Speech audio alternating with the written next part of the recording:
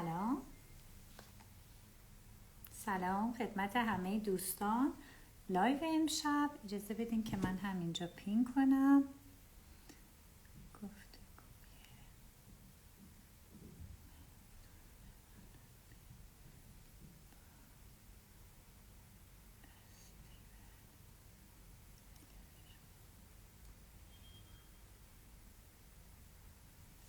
خیلی خوب. سلام به همه، خیلی خوش اومدین. خوشحالم که امشب در این برنامه که صحبت هست با آقای استیون هلر، طراح و مدیر هنری امریکایی، در خدمتتون هستیم.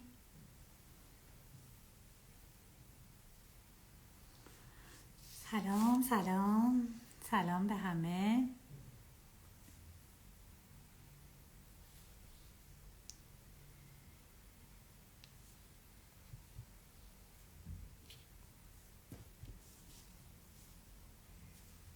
سلام، شب همگی بخیر. خب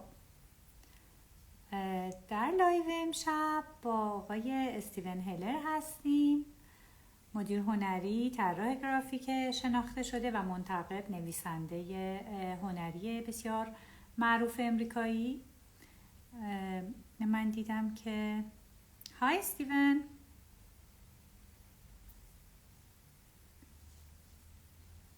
Hi, I need your request.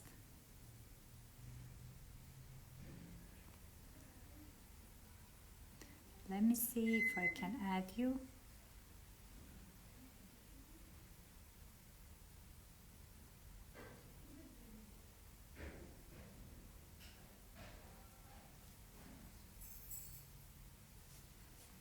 I sent a request.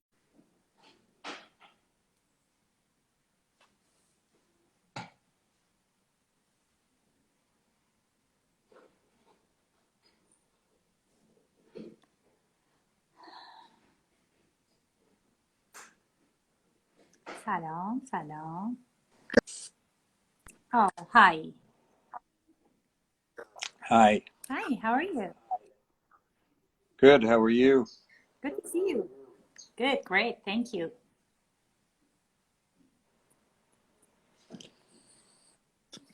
This Do is you have weird. me?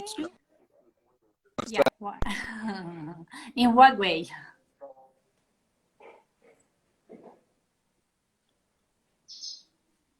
I'm looking at it through my phone. Uh-huh.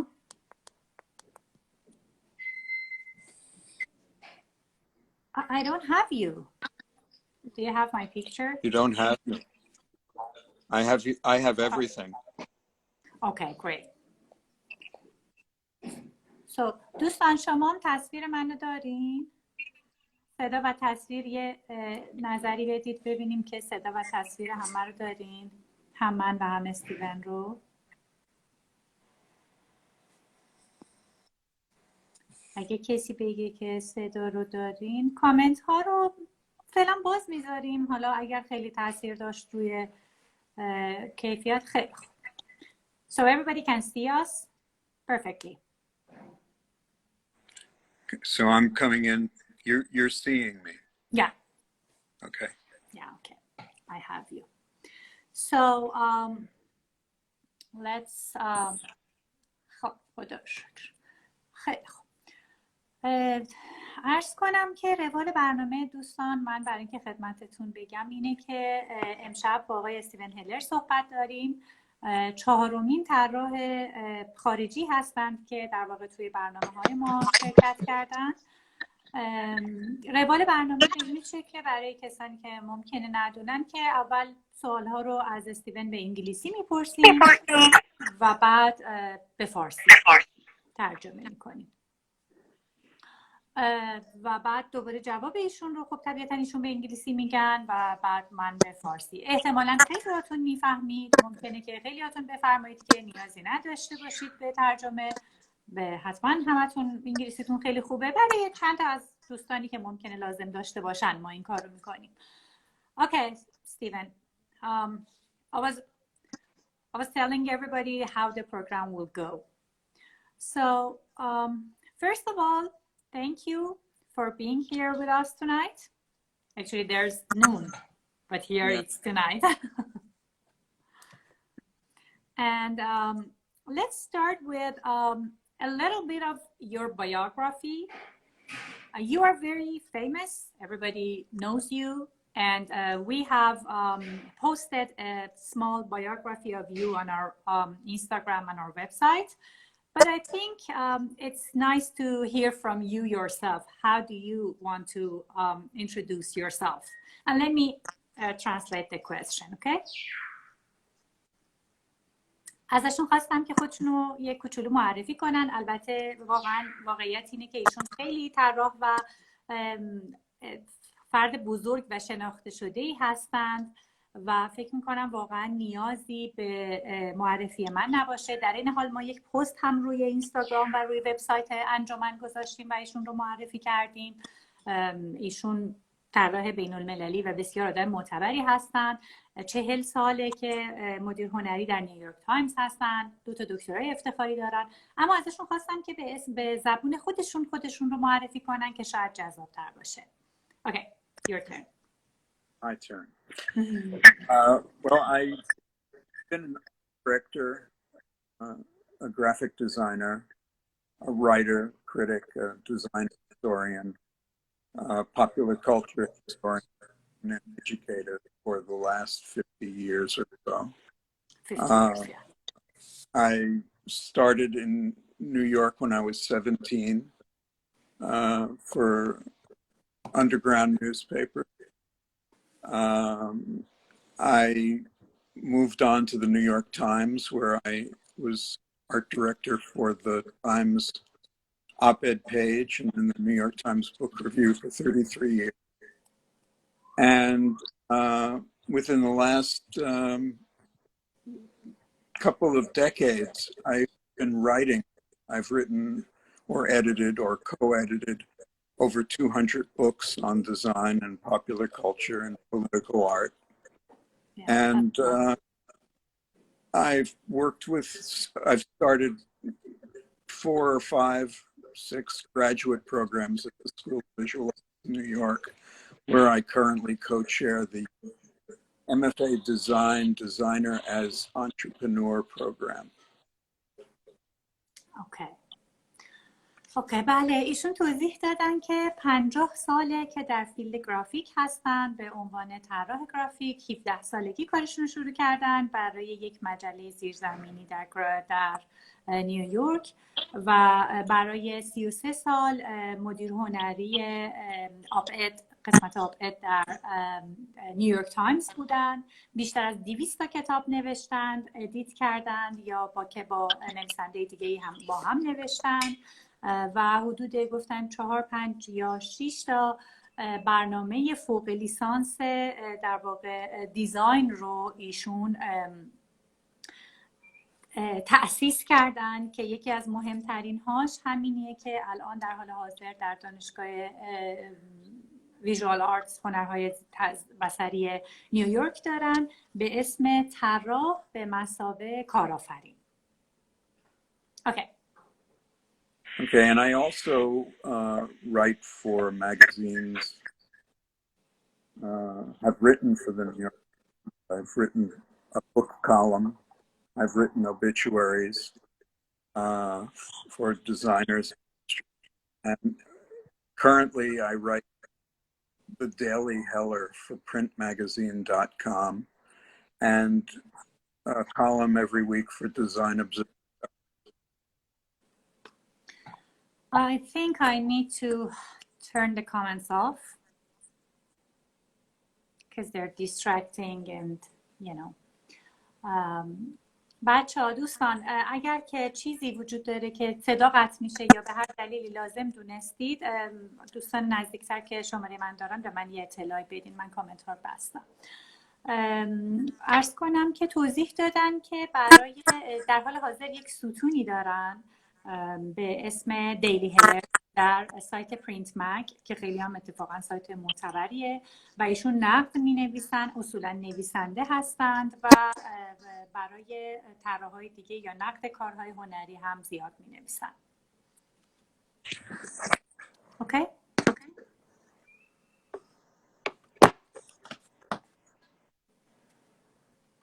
Anything else you want to add?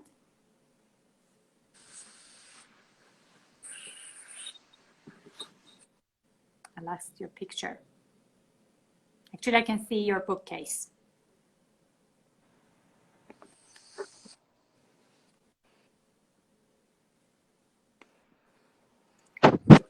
Sorry, two No. different machines working at the same time. Okay, now I have you clear.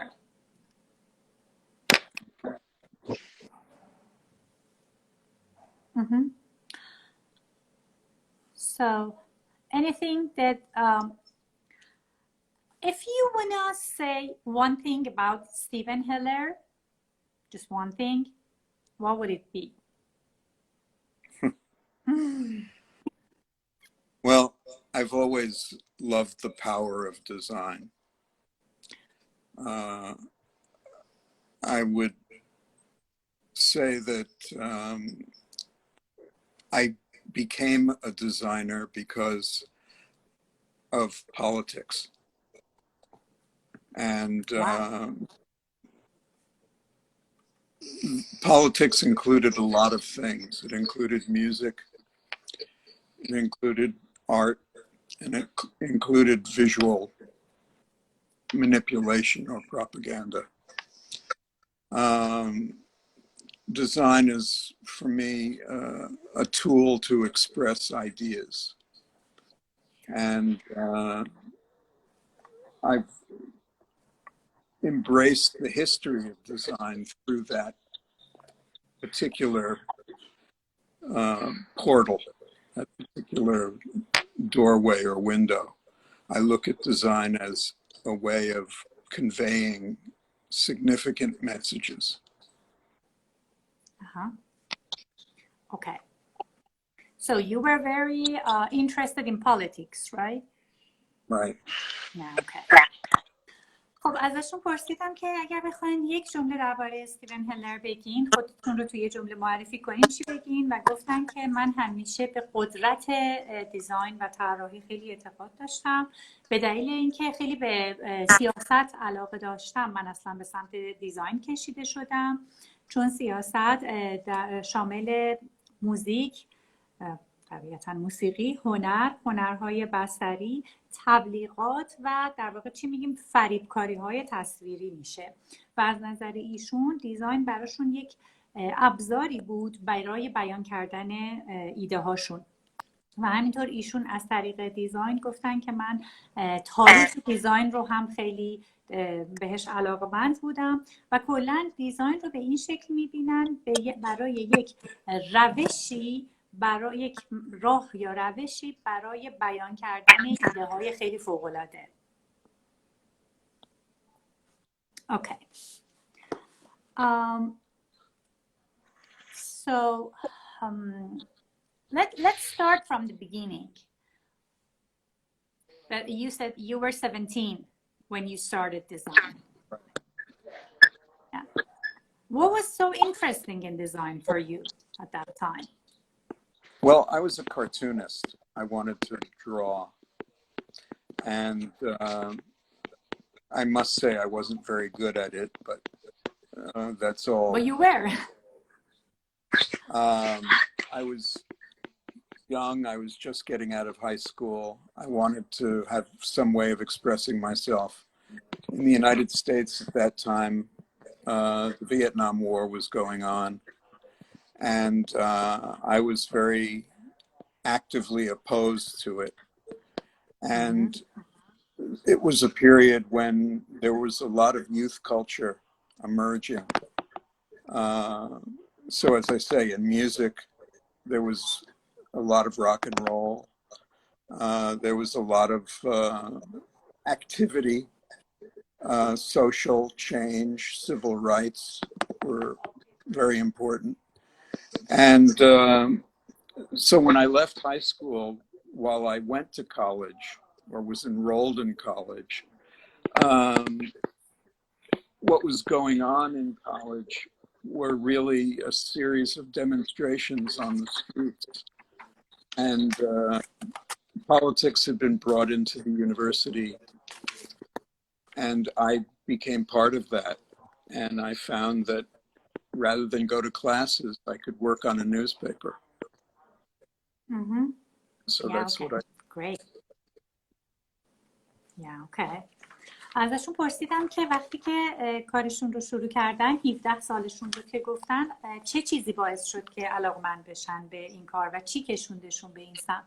ایشون گفتم من از ابتدا کارتونیست بودم، کارتون میکشیدم و خیلی جوون بودم و نظرشون این بود که کارتونام هم خوب نبود، تو این کار خوب نبودم. گرچه که من یه مصاحبه خوندم ازشون که بعداً میگفتن منتقد خیلی بزرگی به ایشون گفته خیلی هم کارت خوب بوده.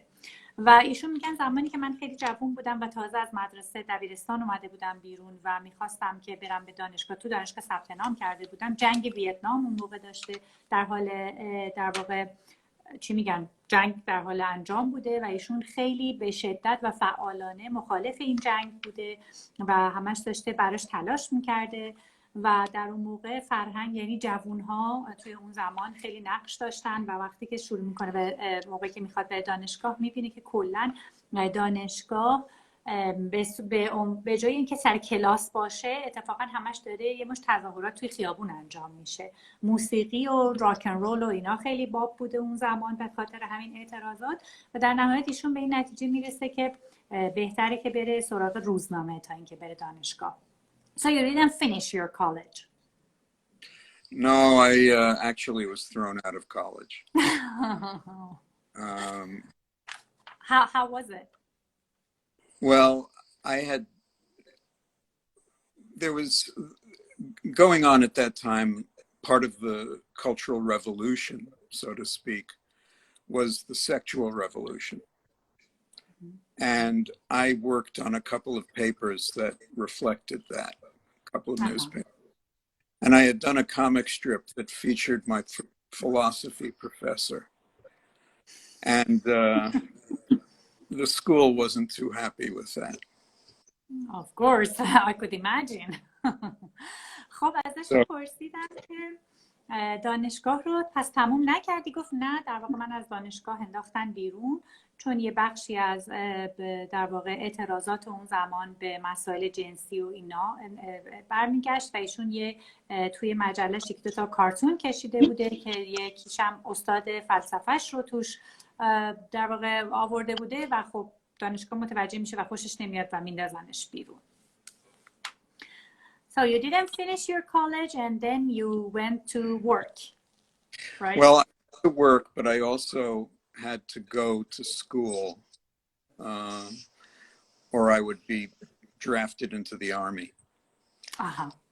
So I went to the School of Visual Arts and studied or was about to study illustration.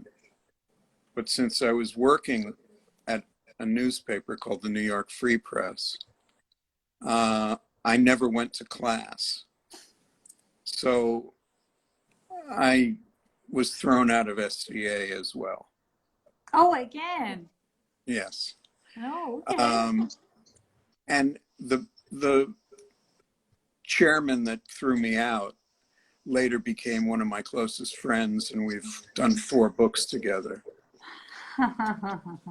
Great. So that wasn't that bad.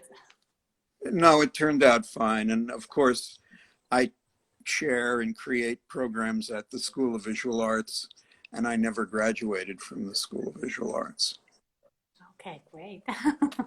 خب ایشون میگن که بعد از اینکه از دانشگاه بیرون انداخته شدن رفتن و توی دانشکده هنرهای زیبا ثبت نام کردن و میخواستن که تصویرسازی بخونن وگرنه مجبور بودن که برن سربازی، مجبور بودن که در واقع ثبت نام کنن توی دانشگاه و بعد باز اونجا هم در واقع دانشگاه رو تموم نکردن به دلیل اینکه کار میکردن و از دانشگاه انداختنشون بیرون دوباره و همین در واقع میگن استادی که باعث شد که ایشون از دانشگاه بندازن بیرون الان که دوستای نزدیکشونه و 4 تا کتاب با هم نوشتن که خیلی بامزه است و در واقع میگه من برای این دانشگاهی که هرگز ازش فارغ التحصیل نشدم الان در حال حاضر اونجا استادم و در واقع دروس فوق لیسانس رو ایشون طراحی میکنن. خیلی جالبه. Yeah, okay, so it's very funny. Things happen. Yeah. اتفاقایی میفته که واقعا همه چی در نهایت متفاوت میشه و بعضی وقتا به نفع آدمه. Okay. You were art director for New York Times for almost 40 years. 33 years to be 33 exact. years to be precise. Okay. So tell us about that experience. How was it? The New York Times was and is great. It's an amazing newspaper. If you grow up in the U.S. and particularly in New York, it is the most reliable paper to read. Mm-hmm. It has a huge amount of resources. But for me, it was kind of like, you know, if your parents are proud of you for any particular reason, like you become a doctor or a lawyer or something else on a high plane, for me it was, they were thrilled at the New York Times. That was the paper they grew up with. I lost you for a second. After you said that your parents... My parents were thrilled that I was at the New York Times. Ah, they were thrilled that you were at New York Times, okay. When I started at the New York Times, there were only 2 or 3 art directors. Mm-hmm. And it grew considerably after that because we had a very great leader. Mm-hmm. At that time. In New York Times. New York Times. Mm-hmm. He was a very visionary art director for newspapers. Mm-hmm. So I got a chance to actually go to school at the New York Times. That's where I went to graduate school. Uh-huh. Where I learned everything I know about journalism at the New York Times. And it's where I was a writer and it learned to be an art director. Okay. So while you were in New York Times, you went to school as well? No, while I was at the New York Times taught me. Oh, yeah, okay, they taught you. So it was like a school to you. Yeah. Okay. خب ازشون پرسیدم که یادم رفت انقدر سوال جواب و سوال طولانی شد یادم رفت که چی پرسیدم. چرا پرسیدم که شما 33 سال مدیر هنری در واقع در نیویورک تایمز بودید. خب یکی از بزرگترین در واقع نشریات جهان، معتبرترین، تجربتون چیه؟ و ایشون گفت که خب من گفتم 40 سال، گفت نه دقیقاً 33 سال. گفت که خیلی روزنامه فوق‌العاده‌ایه، همچنان هم خیلی فوق‌العاده است. گفتن اگر که شما در امریکا باشید یا در نیویورک به دنیا اومده باشید یا حتی توی خود امریکا باشید، یکی از معتبرترین و قابل اطمینان ترین نشریاتیه که شما بتونید بخونید. اون موقع بوده و همچنان هم بوده. در اون زمان که میگفتن که حدود 2 تا 3 تا آرت دیرکتور بود، مدیر هنری اونجا بوده و کم کم این در شغلی چیز شده، رشد کرده. و پدر مادر هر کسی در واقع به آدم افتخار میکنن بابت یک کاری. بعضی پدر مادر افتخار میکنن که شما دکتر بشین، اما پدر مادر ایشون در اون زمان دیگه اصلا فوق‌العاده شاد بودن، نمیدونم مشعوف بودن که ایشون توی نیویورک تایمز کار میکنن. و بعد میگفتن که در نهایت نیویورک تایمز برای من مثل یک دانشگاهی بود که همه چیز رو به من یاد داد. یک مدیر هنری، در واقع لیدری اونجا، چه میدونم یک رهبری، مسئولی داشتن که خیلی فوق‌العاده بوده و آدمی بوده که دید خیلی باز و بالایی داشته. اون باعث میشه که آدم‌ها همه این شکلی رشد کنن. و میگفت که هر چیزی رو که در واقع نیاز داشتم درباره مطبوعات یاد بگیرم در طی سالها در نیویورک تایمز یاد گرفتم. Okay. Any challenges you had? Well, there were challenges at the newspaper because newspapers prior to this, only one or two were art directed.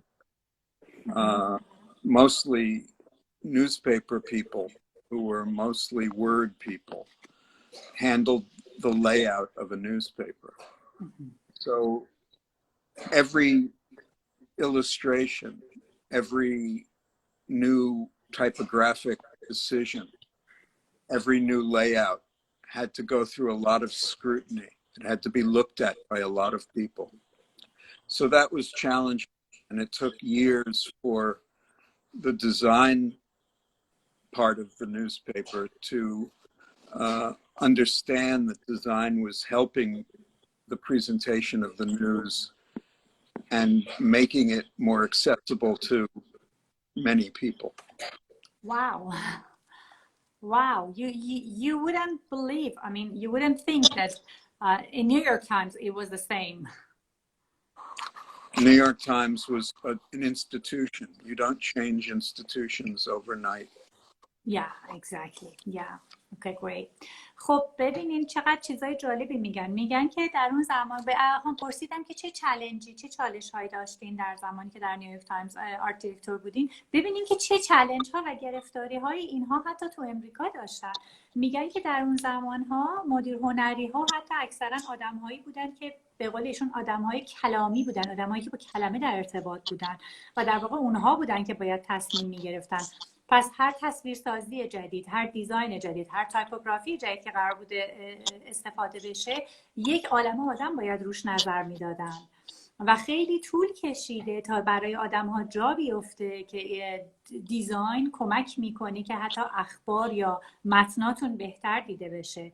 آدم فکر نمیکنه تو نیویورک تایمز همچین اتفاقی بیفته و ازش پرسیدم و گفتم که چقدر عجیبی که حتی نیویورک تایمز اینجوریه و ایشون میگه بله نیویورک تایمز یه مؤسسه بزرگه، شما مؤسسه رو که یک شبه نمیتونی عوض کنی. Interesting. So Very good memory for this. I try to actually. I try to remember. Yeah. از به من یه کمپلیمانی دادن، لطف کردن، گفتن حافظه خوبی داری در یا آوردن این حرفا. حالا منم امیدوارم که یادم بمونه چون حرفام طولانی میشه یادم نره. You worked with greatest designers of our time. You worked with Milton Glaser. So how was it? How did you decide, you know, when you were going to publish a certain cover? How did you decide who to choose, who to work with? How was the process? Well, and let me translate the question. ازش پرسیدم که شما چون خب با آدم‌های فوق‌العاده‌ای کار کردن، اگر توی وبسایتشون برین یا به هر حال حتی گوگل بکنید می‌بینید که بسیاری از روی جلدهای نیویورک تایمز که خیلی فوق‌العاده است رو ایشون آرت دیرکتور بوده، البته خیلی هم خودش دیزاینر بوده، اما بسیاریش رو ایشون آرت دیرکتور بوده و بزرگترین طراحان زمان ما میلتون گلیزر مثلا براشون اون یه دونه شماره رو طراحی کرده. پرسیدم چجوری انتخاب می‌کردی و روش چطوری بود؟ New York is full of great designers and artists. It is a magnet for people from all over the world. I mean, you wouldn't think that this was part of the United States. It's a separate entity. It's a separate country. So being here meant I had access to hundreds of really great talents and hundreds more who were coming through the schools. The way I would decide to assign a cover or an interior illustration was based on a couple of factors. One was my own mood. Mm-hmm. Who would I like to see on a particular week? Who would I like to have interpret an article that I had to be illustrated? Who was in the cycle, because I had a number of regular artists, and who hadn't had a chance to be on the cover. There were certain artists like Milton Glaser or Seymour Quast who were good friends, but also I knew what they could do best and what subjects they could handle best. So it became more instinct than science. It was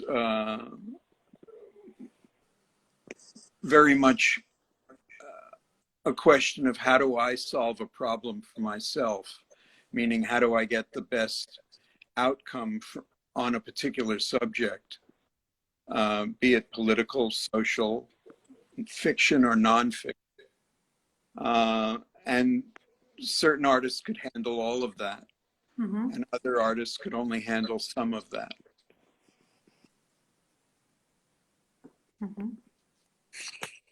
Yeah, okay. Let me translate it. Great. خب درباره اینکه ایشون چطوری انتخاب میکردن طراحاشون رو، طراحای مورد علاقه‌شون رو، ایشون یه جمله جالبی میگن که نیویورک در واقع پر از هنرمندها و طراحان فوق‌العاده است. نیویورک تعبیر جالبیه، مثل یک مگنت میمونه، مثل یک آهنربا میمونه که تمام استعدادها رو از سراسر جهان جمع میکنه به سمت خودش و شما اصلا گاهی اوقات فکر نمیکنید که این امریکاست، اصلا انگار که یک ایالت جدا یا یک محل جدا برای خودش نیویورک. و وقتی که شما توی نیویورک هستید که در واقع ایشون بودن، معنیش اینه که ایشون به صدها استعداد و صدها هنرمند شناخته شده دسترسی داشتن و غیر از اون صدها هنرمند و یا استعداد دیگه هم از توی دانشگاه ها داشتن در میومد. و ایشون میگفت که در واقع بابت این که من تصمیم بگیرم که یک حالا یا روی جلد رو یا صفحات داخلی رو طراحیاش رو به یک نفر بدم، به چند تا فاکتور بستگی داشت. یکیش به مود و حال هوای خودش رو اون زمان بود، به دلیل اینکه میگفت چه کسی رو دلم میخواست ببینم تو اون مدت، حوصله داشتم چه کسی رو ببینم، یه هفته با کی راجع به این موضوع صحبت بکنم. و بعدم میگفتن که یک حلقه ای از آدم‌ها و طراحای شناخته شده داشتن، نگاه میکردن ببینن کی تو این چند وقته شانس این رو نداشته که روی جلد باشه و مثلا ایشون رو می آوردن روی جلد. تعبیرهای جالبی میکنن، میگن که خب بسیاری از هنرمندهایی که میشناسیمشون، مثلا مثل میلتون گلیزر یا مثل سیمور کواست که همه دوست و همکار ایشون بودن، میگه خب توی حلقه دوستانم بودم و اینها رو میشناختم و خیلی وقتها هم در واقع به صورت حسی خودشون تصمیم میگرفتن و میگفتن بیشتر این موضوع یه جوری غریزی بود. میگفتن که من برام مهم بود که بعضی هنرمندها همه جانبه روی تمام قسمت ها، چه میدونم سیاسی باشه، موضوع اقتصادی باشه یا هنری باشه یا هر چیزی میتونستن کار کنن، اما بعضیا فقط رو تخصصشون روی یه قسمت خاص بود، پس به موضوع هم برمیگشت که کیو بده. و بعدم بیشترش میگفتن که در واقع یک حالت غریزی داشت که من تصمیم بگیرم این مسئله رو چطوری میخوام حل کنم. برای خودشون یه حل مسئله بود و برای اون حل مسئله سراغ طراحا میرفتن. Okay. So you said that what is it that you're laughing? I'm amazed that you can remember all of what I say. Because I'm very, I'm very interested in what you say. Well, I can't even remember what I say.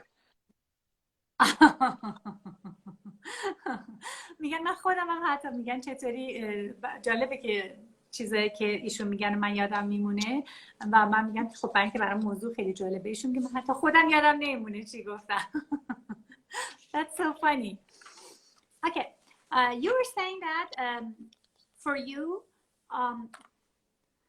assigning a cover of New York to somebody was kind of depending on your mood, and it was like a problem solving to you at first. So then what was the process next? You called somebody and you said, okay, would you do this for me? I call somebody and I tell them I have something that I think they would like to work on. Sometimes I'm telling the truth and sometimes I'm just hoping that they'll be interested in it. Then I send them a manuscript. The manuscript in the book review was usually a little synopsis of the book. They were asked to illustrate not the review, but the book itself. So they had to pull the content of the book out of the review. Or in some cases, I'd have read the book and would just give them a synopsis. Then they would routinely show me a sketch or more than one sketch. And I would have to show it to an editor. And sometimes it was a selling challenge. You know, they wouldn't understand what I was showing them. It's a different language for editors. You know, it's like illustration is to editors as my language is to Farsi. Yeah. So I would have to go through a song and dance. I would have to tell them why this was a good cover and convince them. Or I had another way of doing it, and that's just, I would leave the sketch on their desk. And what for? Just so they could look at it, and that meant this is what I want to do. And if they liked it, they wouldn't call me and say, what is it? Don't do it. They would just run with it. No words would ever pass between us. Okay. You know, it was more passive aggressive than it was aggressive. اوکی. اوکی. خب میگن که حالا بقیهش بعد از اینکه یه نفر رو انتخاب میکردن، میلتون گلیزر یا هر کسی که مثلا بهش طراحی رو بدن، بعد باشون تماس میگرفتن و بهشون میگفتن که یه موضوعی دارم که فکر میکنم علاقمندی. میگفتن بعضی وقتا واقعیت رو میگفتم، بعضی وقتا هم الکی میگفتم، امیدوار بودم که طرف خوشش بیاد و علاقمند بشه به موضوعی که میخوام مثلا در واقع میخواستم کار کنم. طبیعتا دیگه بقیه‌اش خودمون میدونیم. خلاصه کتاب رو بهشون میدادن، بعضی وقتا ریویویی که خودشون نقدی که خودشون نوشته بودن رو میدادن. اما خب میگن مهم بود که طرف تصویرسازی کتاب رو بکنه، نه نقد من رو. گاهی هم که خونده بودن این در واقع میگم مطلب رو میدادن که اونا بر اساس اون طراحی بکنن.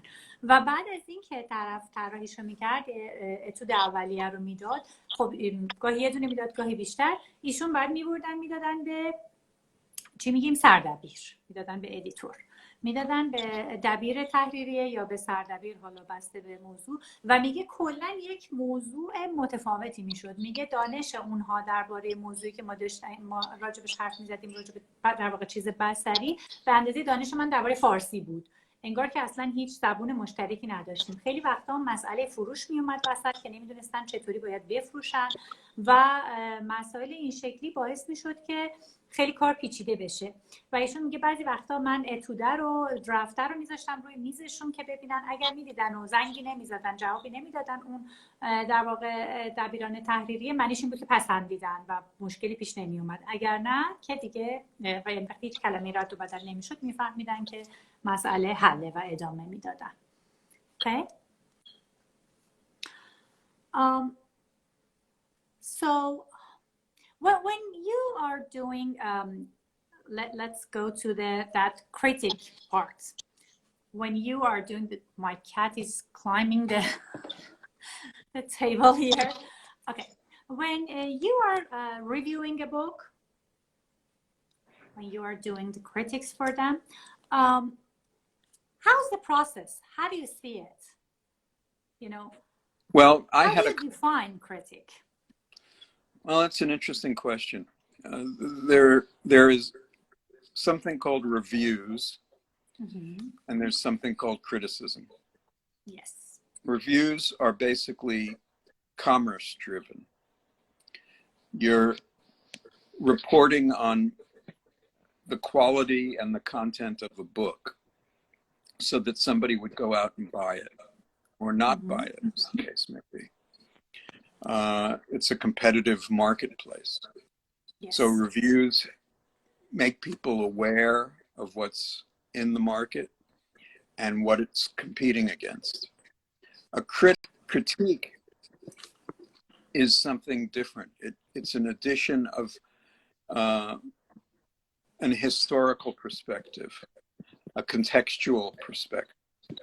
It's about this book that is I'm reading and commenting on is one in a large group of books.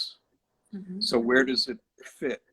Why is this better than the other one? Or what does this give to the reader that another book would not give?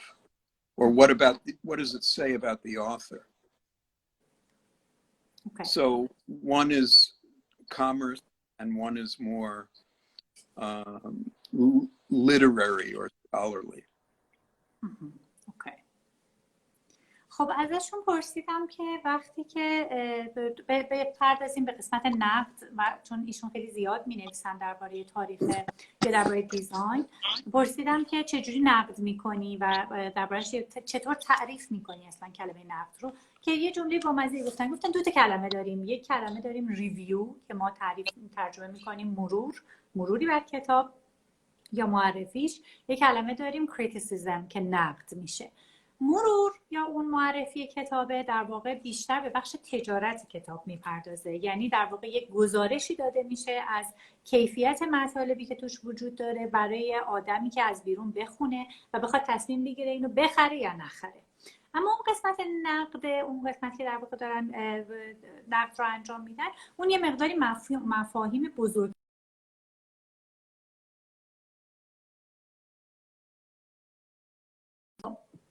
دوستان منو دارین؟ مثل اینکه قطع شدم. Do you have me? Can you see me? You're there. You were frozen. Steve? I don't have you.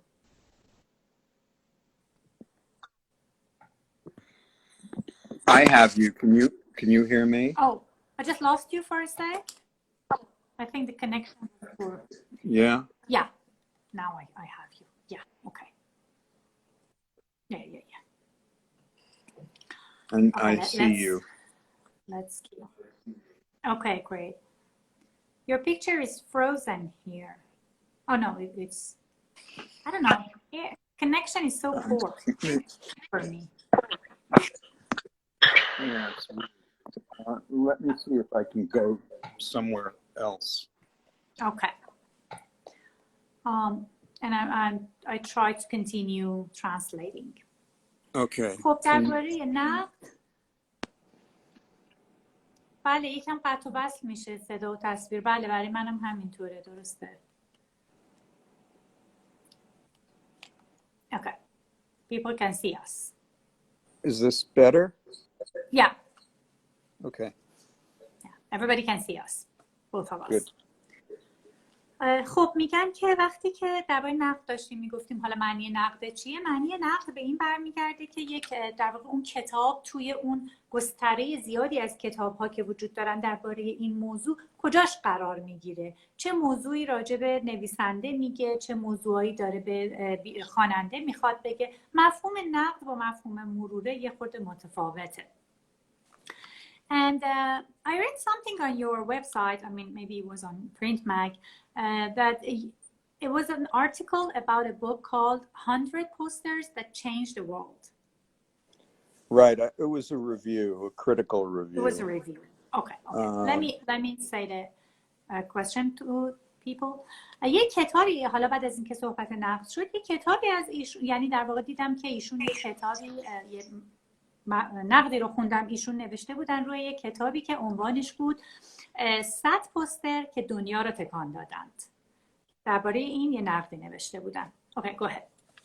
So that was just one of many critical reviews I've written about books, and the question was, can posters change the world? And you know, it's a title that is kind of overblown. Because posters don't change the world, ideas change the world. They don't. And posters convey ideas, and the best posters are memorable. And sometimes those memories have impact on culture. but you know, a poster alone is not going to change anything. On the other hand, there are posters that I've kept for many years that continue to remind me of events or individuals or situations that have altered the way I think about the world and the way the world relates. During the Vietnam War, there were a number of posters that became banners. They became, you know, like paper anthems. Okay. Let me translate. خب ازشون پرسیدم که راجب اون کتابی که میگم عنوانش هست، ببخشید این گربه من این ور اون میپره یه مقداری دیوونه شده. پرسیدم راجب اون کتابی که عنوانش بود 100 پوستر که دنیا رو تکون دادن. ایشون میگه اون جزء معدود مقالاتی بود که در واقع حالت نقد داشت، متن فقط معرفی نبود و نقد بود و نظر ایشون در واقع سوال اصلی که درباره این کتاب مطرح میشه اینه که آیا پوسترها، عنوان کتاب بوده 100 پوستر که دنیا رو تکان دادن، ایشون میگه آیا اساساً پوستری میتونه دنیا رو تکون بده؟ و خودش جواب میده، میگه نه، به نظر من پوستر نمیتونه دنیا رو تکون بده، ایده است که دنیا رو تکون میده. پوسترها به تنهایی هیچ کاری نمیتونن بکنن. البته پوسترها میتونن تأثیر داشته باشن روی فرهنگ، ولی خودشون به تنهایی نمیتونن کاری رو بکنن. و میگن خیلی پوسترهایی وجود دارن که برای سالها آدم‌ها نگه می‌داره، خود ایشون یه چیزایی نگه داشتن و میگن که روش نگاه کردن من رو به دنیا تغییر داده. مثلا پوسترهایی که در زمان جنگ ویتنام یه سری پوستر بودن که بعداً تبدیل شدن به بنر و تبدیل شدن انگار که به یک سری چی میگیم آیکون تصویری. Okay. Those posters you were talking about. Right. So that was just the book that I was reviewing kind of overhyped, overexposed this idea.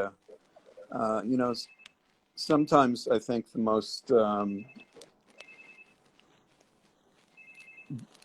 difficult thing is to get a title for a book that will appeal to a lot of people. And sometimes that title really overshoots the message that the book is trying to present. Okay. میگن که خیلی وقتا میگن این کتاب، این عنوان باعث شد یه مقدار عنوان زیادی بزرگ بود و آره گفتن که من البته یه نوتایی برمی‌دارم از صحبت‌هایشون، بعضیش رو الان متوجه نشدم اصلا چی نوشتم. گفتن که این موضوع عنوان خیلی عنوان بزرگیه و بعضی وقتا عنوان به این بزرگی سایه میندازه روی مطلبی که نویسنده میخواد بگه و باعث میشه که اون پیغامه خیلی گم بشه. به خاطر اینکه بعضی وقتا اینو یادم اومد که گفتن که عنوان کتاب، عنوانهایی رو انتخاب میکنن برای کتاب که پرفروش باشه، باعث فروش کتاب بشه و اون باعث میشه این مثلا اسامی اینجوری 100 که پوستر که دنیا رو تکان دادن یا چیزهای این چنینی عنوان زیادی قلمبه است. And that book was part of a series, right? Series of different books. It's part of a series. It's, you know, sometimes there are a lot of design books published. I have some beautiful Iranian books that I've gotten from friends in Iran. I've produced about 200 books, and I've written introductions for about 150 more. Some books, you know, are just throwaways. They're done very quickly to capture a market. And other books, authors spend many years writing them. And that particular series, I don't think really was that crucial to our understanding of the world. It did have a couple of editions of like children's books that changed the world. And I would go along with that concept that there are children's books that have changed our perceptions over time. But the kind of books that I do, some of them are meant to just inform and entertain and hopefully leave an impression about design and how design relates to the world and how the world relates to design, because design is in everything. Everything we do is designed. Yes. You said design isn't everything, right? Or you Is said everything. is everything. Design is everything. Okay. خب گفتم ازشون پرسیدم این کتابی که داشتیم راجع بهش صحبت می‌کردیم، 100 پوستر که دنیا رو تکان دادن، یک بخشی از یه مجموعه کتابه که این کتاب‌های مختلفی وجود داره. مثلا یکی دیگه از کتاب‌ها هست 100 کتاب کودکان که دنیا رو تکان دادن، 100 سخنرانی که دنیا رو تکان دادن. و ایشون نظرشون اینه که بعضی وقتا نویسن خودش ببینید، میگه بعضی کتاب ها همین قصدش، اسم کتاب قصدش فروش بیشتره، بعضی ها اینطور نیست. میگن من بیشتر از 200 کتاب خودم نوشتم، بیشتر از 150 تا مقدمه کتاب برای دیگران نوشتم. اما تو بعضی هاشون طراحا نویسنده سالها وقت میگذاره و سعی میکنه که کتاب به اونجایی برسه که پرفروش باشه، اما بعضی ها میخوان که خیلی سریع به نتیجه برسن. و ایشون نظرشون اینه که این مجموعه کتاب ها هیچ کدومشون این کار رو نمیکنن. میگن البته کتاب کودک هایی وجود داره که میتونیم بگیم تأثیر داشتن روی نگاه ما به دنیا، ولی واقعا تکون ندادن دنیا رو و بیشترشون قصدشون آگاهی رسانی بوده و به هر حال نظر ایشون اینه که طراحی همه چیزه. خب فکر میکنم که چون زمانمون داره در واقع داره به پایان میرسه، our session will end in like 10 minutes. So let's go to a couple of questions people say. چه ازشون بپرسیم که چه کارهایی میتونیم انجام بدیم برای ایجاد، بهتر کردن و بیشتر خلاقیت و ایده. Somebody asks that what can we do to make our creativity better? Just keep doing it. میگن انجام بدید فقط. Working is the best practice. It's if you work every day at something that you care about, it can only get better. Creativity is not something you're taught. If you were taught it, then it would be a formula, and formulas aren't creative. So take chances and fail, and take more chances and fail, and eventually something will pop out of that failure. Unfortunately, in the professional world, we don't have enough opportunity to fail. We don't. But if you think that everything has to be perfect, you're going to get into trouble. Being good is hard enough. Being perfect is almost impossible. Yeah, exactly. خب ایشون میگن که درباره اینکه چجوری خلاقیتتون رو چه توی پوستر چه توی هر موضوع دیگه، حرفی که میزنن به همه چیز در واقع اپلای میشه، بهتر کنید. ایشون میگن تمرین کنید، انجام بدید. اگر کلا هر روز راجع به یک موضوعی که براتون مهمه کار بکنید، چاره‌ای ندارین، یعنی اون کاره چاره‌ای نداره جز اینکه بهتر بشه. ایشون نظرشون اینه که خلاقیت از تکرار و از شکست نتیجه میگیره. یعنی شما هی باید یک کاری رو انجام بدید و هی شکست بخورید تا از دل اون شکسته یک چیز خوبی در بیاد. از نظرشون خلاقیت چیزی نیست که بتونن به شما یاد بدن. اگر قرار باشه به شما چیزی رو یاد بدن، اون باید فرمول داشته باشه و چیزی که فرمول داشته باشه پس نمیتونه خلاق باشه. و اینکه کلا نظرشون اینه که سعی نکنید تو همه چیز بهترین باشید. میگن کلا خوب بودن خودش خیلی سخته. حالا دیگه بخوایم پرفکت باشیم، دیگه چه میدونم کامل و بی‌نقص باشیم که دیگه تقریبا غیر ممکنه. و نظرشون اینه که البته متاسفانه در دنیای حرفه‌ای ما انقدر امکان این رو نداریم که شکست بخوریم طبیعتاً، اما به هر حال خیلی وقتا از دل شکسته که چیزای خوبی در میاد. اوکی.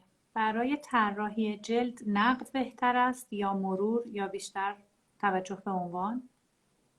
منظورتون رو متوجه نشدم. برای طراحی جلد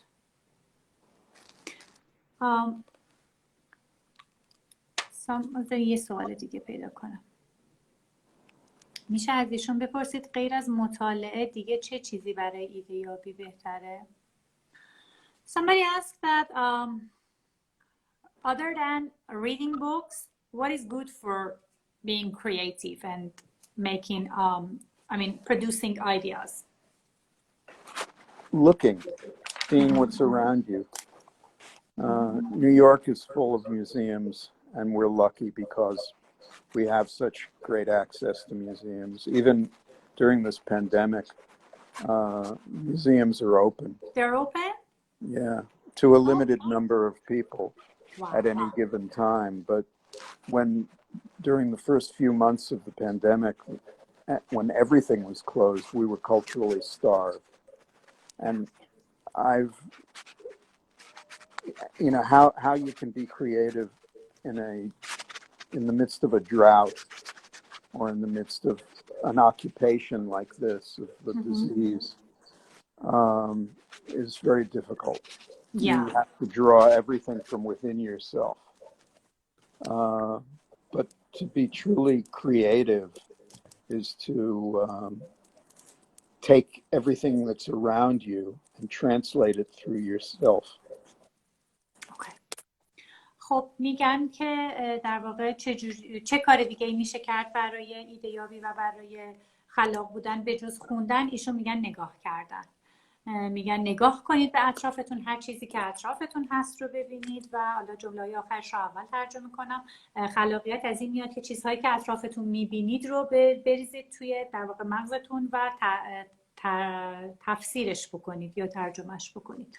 نظرش اینه که البته ایشون توی نیویورک هستن و میگن که ما موزه های فوق‌العاده‌ای داریم و خیلی خوششانسیم که به این موزه ها دسترسی داریم. واقعا خیلی خوششانسن و میگن که ما خیلی خوششانس بودیم که حتی در طول این پندمیک و در طول دوران کرونا هم موزه ها باز بودن، چون چند ماه اول که همه جا بسته بودن میگن که ما از نظر فرهنگی انگار که دچار یک گرسنگی شدیدی شده بودیم و شما در طول یک قحطی یا یک خشکسالی چطوری میتونید خودتون رو از نظر ایده‌ای سیراب کنید؟ با دیدن و با همون در واقع تفسیر کردن. به نظرشون در راه یادگیری دیزاین آیا مطالعه تئوری رو مقدم میدونن به کار عملی دیزاین؟ سوال خیلی خوبیه. In design, do you think that theory should be first or practical should be first? There has to be a balance. It's you're not doing theoretical work unless you're in school. And then you should experiment as much as possible. But theory is inseparable from practice. You don't have something in your head on this side that says theoretical and this side practical. No. They come together as one. So in the program that I co-chair, entrepreneurship is about coming up with ideas that you can put into the marketplace. Create inventions using design as the tool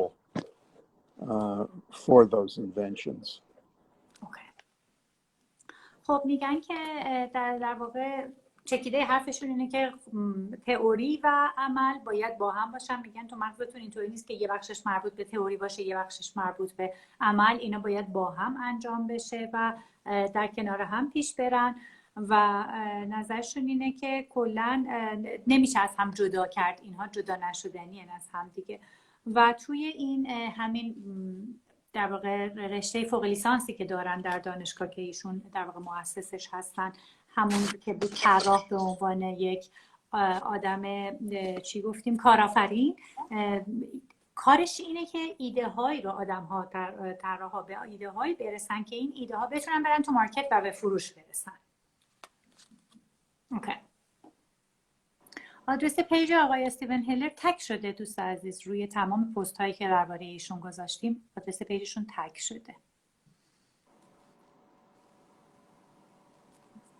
خب Can you recommend any useful books for us please? Yeah, all of mine. Exactly. بله پرسیدن که آیا میتونین کتاب مفیدی برای ما در واقع پیشنهاد بدین. ایشون هم گفتن همه کتاب من بریم بخرین و بخونین. But there's one.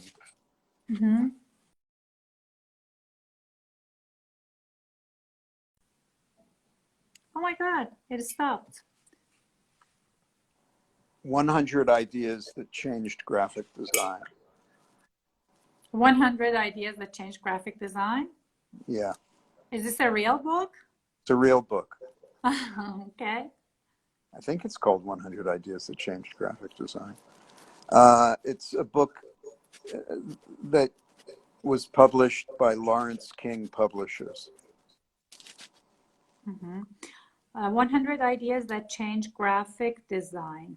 اوکی. یک کتاب، حالا بعد از اینکه گفتن همه کتاباشون خوبه، یک کتاب گفتن که چیز خوبه و لازمی که بخونید که اونم هست 100 ایده که طراحی گرافیک رو تکون دادن، تغییر دادن، تکون دادن. حالا خب عرض کنم که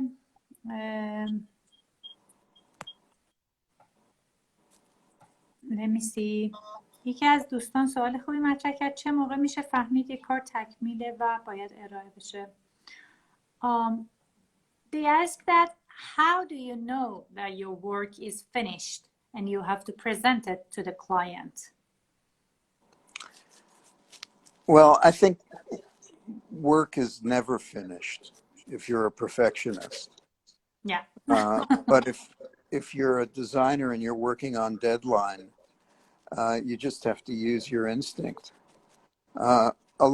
You can present something to a client that is not entirely finished, and a lot of they design, accept it. yeah, and a lot of design is about refinement. You know, an idea is an idea, but translating it into a physical form or a concrete form takes a lot of refinement, brushing up, polishing. So once you've gotten to a point where you can't polish anymore, then it's done.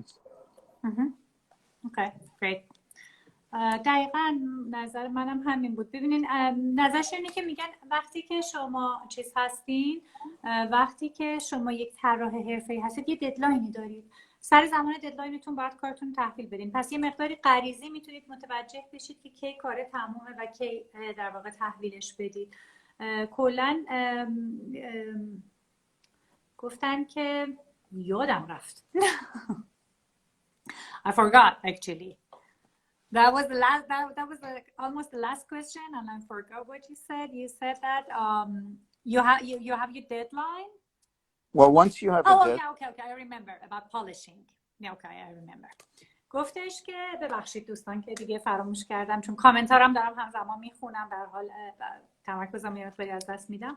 گفتش که وقتی که شما در دنیای حرفه‌ای هستید خب به هر حال ددلاین دارید، سر ددلاینتون باید بدید. غیر از اون شما به طور دائم کارتون رو هی ادیت میکنید، به قول ایشون پالیشش میکنید، هی روش تغییرات میدید و باهاش برمیرید. به زمانی رسیدید که دیگه احساس کردید میگن چشمتون زد، زمانی که به جایی رسیدید که فکر کردید دیگه نمیتونید روش ادیت بکنید، اون وقت تحویل دادنشه. خیلی وقتا هم بله گفتن کار طراحی تمامی نداره، خیلی وقتا هم حتی بعضی از طراحا هستن که کار نصف نیمه رو هم تحویل میدن. Yeah, okay. And I think we are going to end the session. So one last question. What is the best advice you could give to young artists or design students? Be in love with what you do. Yeah. گفته بودن سوال این بود که بهترین توصیه‌ای که میتونید به طراحان جوان بکنید چیه و ایشون گفتن عاشق کاری باشید که انجام میدید. Yeah, great. Be in love with what you do. Okay, it was very nice talking to you. Oh, is there anything else you want to add at our session? No, I'm just very impressed with you. You know, being able to talk across continents on this little handheld device is quite amazing. It is, indeed. And even though I've been doing it and you've been doing it for 20 years now, more or less, it still is fascinating. It's still like living in a science fiction movie. Yes, it is indeed. خب ایشون میگن که ازشون پرسیدم آیا چیزی برای آخر سر دارید که بگید، گفتن نه، فقط خیلی جالبه این در واقع صحبتی که داریم دوتایی با هم میکنیم از توی دو تا قاره مختلف با یک دیوایس کوچولو. گفتن که در واقع با اینکه ایشون هم سالها این کار رو انجام دادن، حالا منم یه مقداری انجام دادم، ولی بازم هر بار خیلی جالبه و برامون خیلی جذابه. Yes, it is indeed. We owe it to technology. And I also think that design keeps us together. As you know, designers are a family of sorts. So it's good to be able to speak to other members of the family. Exactly. نظرشون اینه که طراحی دیزاینی که ما رو کنار هم نگه میداره. میگن طراحا در واقع همه مثل یک جور اعضای خانواده ان، حالا همه جای دنیا، و خیلی خوبه که گهگاه ما با هم داریم صحبت میکنیم و این خیلی جالبه. Great. Okay. Thank you very much. Thank you so much for your time. We appreciate it. It was very useful and thank you so much. Great. Take care. You too. Bye-bye. دوستان خیلی ممنون از اینکه در برنامه امشب شرکت کردید. ممنون، برنامه خیلی خوبی بود. امیدوارم که همه از صحبت‌های آقای استیون هلر لذت برده باشن و استفاده کرده باشن. ممنون و به امید دیدار در برنامه‌های بعدی. لایو رو هم سیو می‌کنیم انشالله.